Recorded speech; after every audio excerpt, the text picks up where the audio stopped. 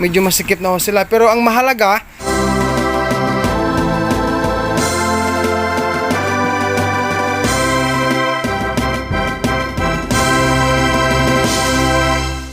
King's VitaPlus Animal Feed Supplement. Mga kababayang beginners, pre-starter stage, starter stage, grower stage, hanggang finisher. Yan po ay isa sa mga na-realize ko na, mga kababayan, isang magandang hapon po sa inyong lahat.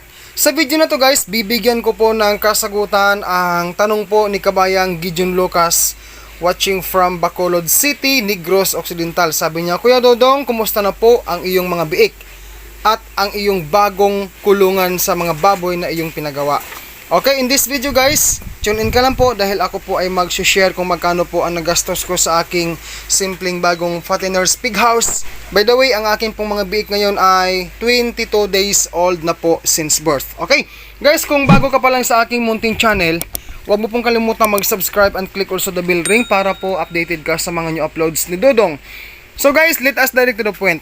Ito po ang aking simpleng bagong kulungan po sa aking mga baboy. Okay? Ayan guys, oh. Tignan po natin dito bago natin tignan ang pasukan. Talagang sinadya ko po na taasan ang bubong or ang atop para hindi po mainit at sa ganun po ay malamig po or maganda ang daloy ng hangin ng hayahay po para sa mga baboy. At isa rin pong dahilan mga kababayan na para po maiwasan din na si Dodong po ay mauuntog, no? Dahil sa mga dalawa kong lumang pig house ay lagi po akong nauuntog, kaya tinaasan ko po ang bubong. Okay? So yan po guys, papasukin po natin. Tignan po natin dito.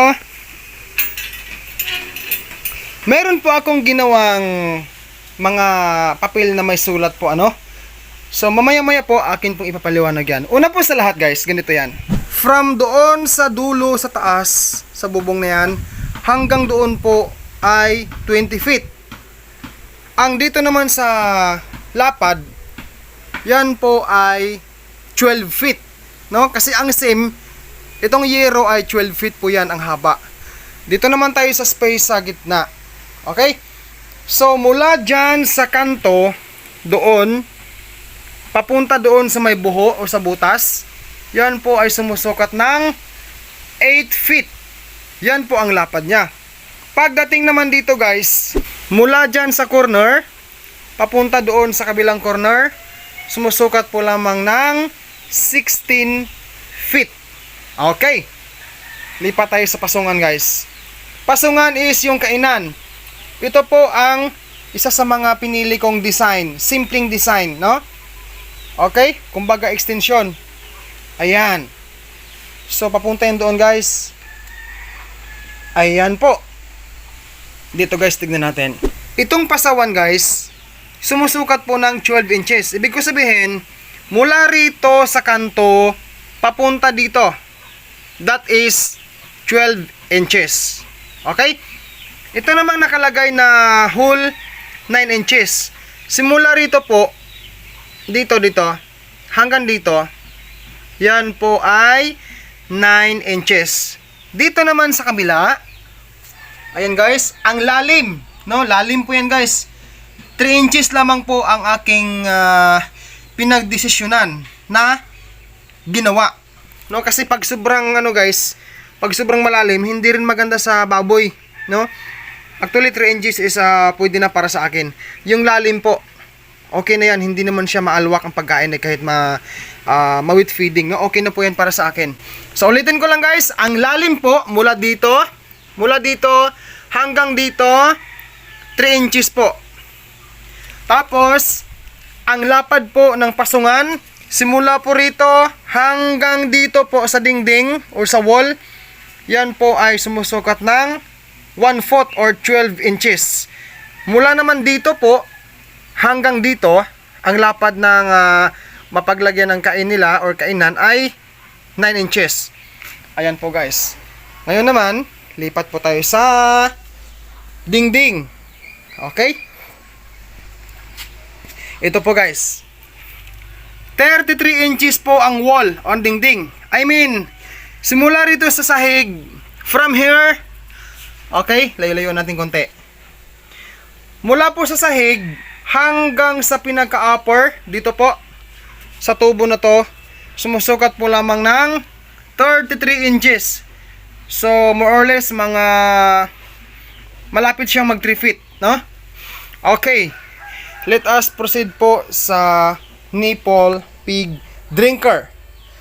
Okay, so ang tubigan po guys, ang inuman po ng baboy ko ay 2 set.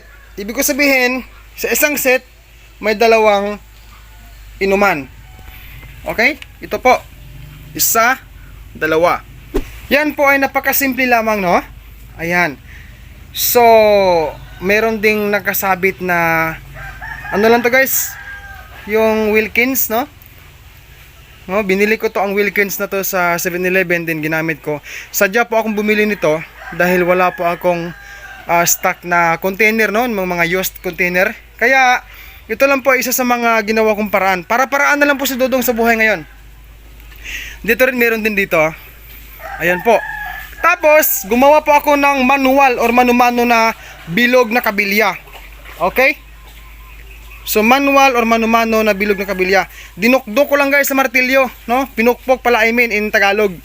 So mahirap guys magpukpok, pero nagawa rin ni Dodong sa tulong ni Lord. Okay?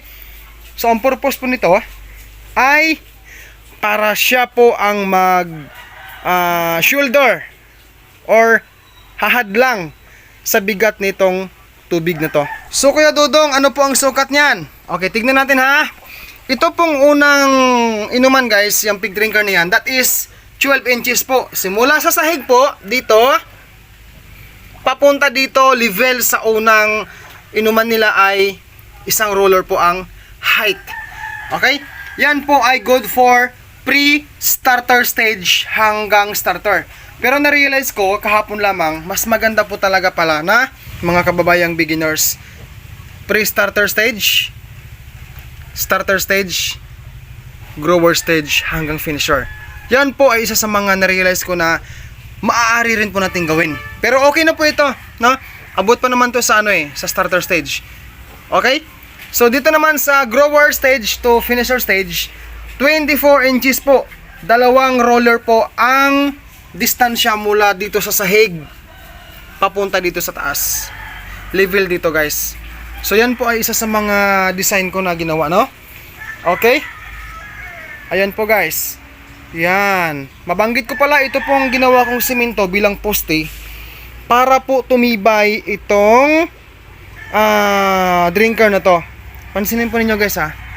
Ayan po. Kung atin pong mapapansin, itong unang pig drinker na to ay meron ng hollow block na kung saan nakapatong ang steel matting.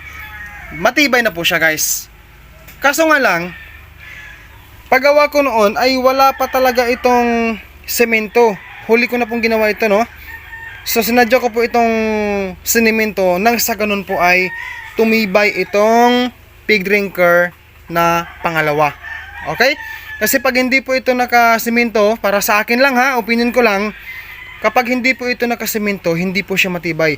Maaalog-alog po ito kapag sakaling itatali ko lang siya ng kalat or alambre, mga lubid, upisi, etc. na pangtali ano. So isa po sa mga decision ko ito. Simple lang yan guys. Parehas din dito sa kabila. So bali 4 guys ang drinker, ang inuman. 2 set. Ito guys bubong upper height. Ibig sabihin guys, mula sa sahig po papunta sa taas, 9 feet po ang haba. Doon naman sa kabila guys, 8 feet lamang ang haba mula sa taas hanggang sa lupa or sa sahig Tapos guys, ang mga poste pala akin po itong sinemento para mas matibay-tibay ho ng konti ano. Okay, ang poste pala guys ay 1, 2, 3, 4, 5 lamang, no? Okay, ang pako, meron tayong mga pako-pako diyan. Tapos po naglagay ako ng alambre. Nagtali po ako ng alambre, no? Okay? Tapos, mga beginners, wag po nating kalilimutan na pag nagawa tayo ng munting baboyan po, kailangan po ang deposituhan ng baboy, yung butas po, ano? Dito guys, una sa lahat, nakalimutan kong lagyan ng pintuan, no? Kaya naglagay ako ng square na uling. Uling to guys eh. Mag-ano ako dyan ulit guys, magbubutas tapos gagawin ko ng door, okay? Tapos meron po akong singawan. Ayan po guys oh. Singawan papunta sa taas. Ayan. Okay, so malaki to guys ang butas na aking ginawa, no? Ang kasya dito na mga baboy sa tingin ko mga 13 heads lang siguro hanggang 14 or 10 heads hanggang 14 heads. Kung malagyan man ho ng 15 heads, medyo masikip na ho sila. Pero ang mahalaga, maluwag po ang lapad sa loob, no? Ibig sabihin sa 8 feet dito na sukat papunta doon sa gilid, 8 feet, nagbawas ako ng 1 roller or 12 inches sa kainan. Natitira po ay 7 feet na lang. So for fattener size po, from pre-starter hanggang finisher, ay sapat po ang space para sa akin lang ha, opinion ko lang. Maluwag naman po dito. Kung i-compare natin or atin pong titignan yung ulo ng isang baboy grower to finisher, pag lumaki na siya, from here hanggang dito sa gilid po ay talagang sapat po ang space, hindi po siya masikip. Unlike po sa kabila kong kulungan doon na luma, kung inyo pong napansin sa maraming bises, sobrang sikip po. Okay? So sa mga nang babash po sa akin, talagang okay lang po sa akin, mabuhay po kayong lahat mga viewers. Okay lang po, no problem. So mahalaga, meron po akong simpleng napagdesisyonan na bagong kulungan sa mga baboy, no? This is from God's grace. Yan po ang aking masasabi. Okay? So may deposito tayo. Ay, meron pala guys dito. Naglagay din po ako ng butas. Ayan guys oh. Yung sa pasungan guys. Ito po. Ayan, may butas po ito. Dito, tagos dito. Ganon din po doon sa kabila, meron din butas. Doon banda guys sa kabila, sa dulo, may butas andyan. Kasi medyo slant yan eh. Ginawa kong medyo slant ang sahig para dulhog or aagos ang tubig papunta sa baba from taas, no? Diyan sa itaas guys, ang bawat gilid po, ang bawat side po ay bala kong maglagay pa ako ng trapal, no? Protection po sa ambi ng ulan. Kung sakasakaling may bagyo, hindi naman natin hinihingi ang mga panahon na yan, no? Kasi taon-taon meron pong mga trahedyang dumarating sa ating lugar, no? Mga bagyo, kung ano-ano pa. So, mas maganda kung meron siyang harang na trapal, no? Bago po tayo magtatapos sa video na ito, ang total po na nagastos ni Dodong ay 18,000 plus pero below ng 19,000. Yan po guys ang aking natatandaan sa budget po na aking nailabas, no? Hindi ko man po na-itemize pero tandang-tanda ko po ang akin pong nagasto sa simpleng pig house na ito. Guys, ako po si Dodong Villiran, labis pong nagpapasalamat po sa inyong lahat sa pagpanood sa video na ito. Sa mga hindi pa po nag-subscribe, huwag mo pong kalimutang mag-subscribe at i-click mo rin po ang notification bell, yung all, para ma-notify ka po ng YouTube every time po na meron akong mga new uploads sa simple show sa pagbababoy. Mabuhay po kayong lahat viewers. Dalangin ko po sa ating pong may kapal na sana po ang inyong mga alagang kahayupan dyan ay nasa mabuting pangangatawan, mabuting kalusugan. Mabuhay po kayong lahat ulit. God bless po sa ating lahat.